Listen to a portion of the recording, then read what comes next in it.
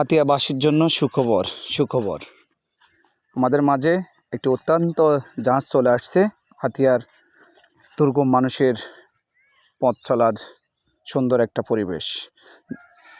জাহাজের চলাচল শুধু একটি যানবাহনের গতিময় নয়, এটি মানুষের স্বপ্ন, আশা এবং নতুন সম্ভাবনার প্রতীক। প্রতিটি জাহাজের যাত্রা যেমন নতুন দিগন্তর সন্ধান দেয়, তেমনি মানুষের জীবনে চলমান থাকার প্রেরণা যোগায়। জাহাজের মতো আমাদের জীবনেও অনেক উদ্দীপনা, উত্থান পতন, ঝড় তুফান আসে, কিন্তু লক্ষ্যে পৌঁছানোর জন্য আমরা অবিরাম চলতে থাকি। জাহাজ যখন সমুদ্রের বুকে এগিয়ে যায়, তখন তা আমাদের শেখায় যে কোনো বাধাই চূড়ান্ত বাধা নয়।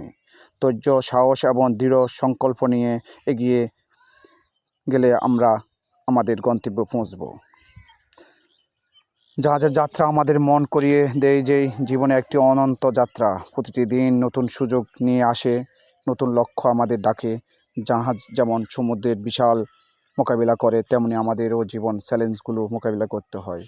চলার পথে কখনো ক্লান্তি আসতে পারে, কিন্তু থেমে যাবে না, কারণ গন্তব্য আমাদের অপেক্ষা করছে। হাতিয়ার মানুষের জন্য কিছু কথা নিয়ে আজকে হাজির হলাম। জীবনের লক্ষ্য অবিচল থাকুক।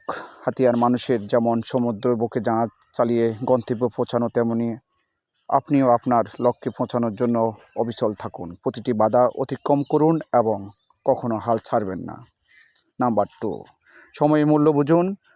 সময়ের জীবনের চেয়ে বড় সম্পদ। প্রতিটি মুহূর্তকে কাজে লাগান এবং নিজেকে উন্নত করার চেষ্টা করুন। নাম্বার 3, দৃঢ় সংকল্প নিয়ে এগিয়ে যান।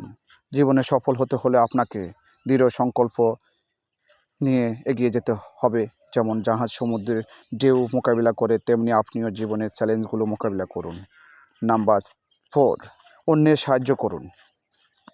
হাতিয়ার মানুষেরা যেমন একে অপরের সাহায্য সমুদ্র পাড়ি দেয়, তেমনি আপনিও অন্যের সাহায্য নিয়ে এবং অন্যকে সাহায্য করুন।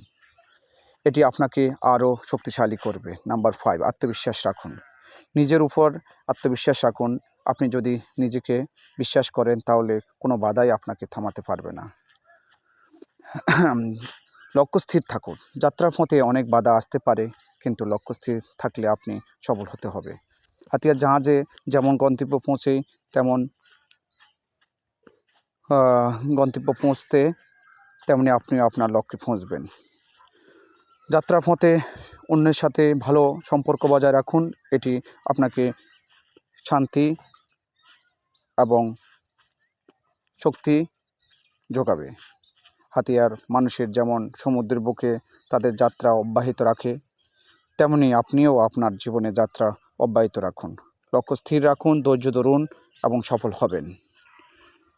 ভিডিওটি বেশি বেশি শেয়ার করে দেন। হাতিয়ার মানুষ যেখানে আছে যেন এই ভিডিওটি দেখতে পারে, এবং সবাই লাইক এবং কমেন্ট করে সবাইকে পাশে থাকুন।